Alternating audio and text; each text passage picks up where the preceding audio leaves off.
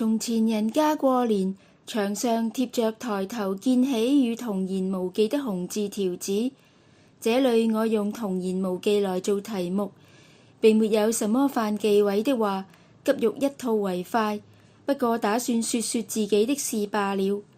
小學生下學回來，興奮地敘述他的見聞：先生如何偏心，黃德寶如何遲到，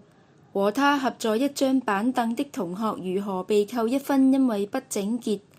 說過無了無憂，大人雖懶於搭渣，也由着他說。我小時候大約感到了這種現象之悲哀，從此對於自說自話有了一種禁忌，直到現在和人談話，如果是人家說我聽，我總是愉快的；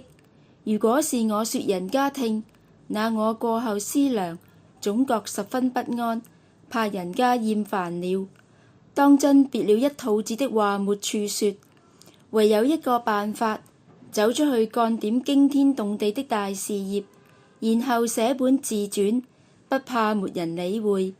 這原是幼稚的夢想，現在漸漸知道了，要做個舉世矚目的大人物，寫個人手一冊的自傳，希望是很渺茫，還是隨時隨地把自己的事寫點出來，免得壓抑過甚，到年老的時候一發不可複製，一定比誰都牢騷。然而通篇我的身邊文學是要挨罵的。最近我在一本英文書上看到2句話，借來罵那種對於自己過分感到興趣的作家，倒是非常切當。他們花費一父子的時間瞪眼看自己的肚腩，並且想法子尋找可有其他的人也感到興趣的，叫人家也來瞪眼看。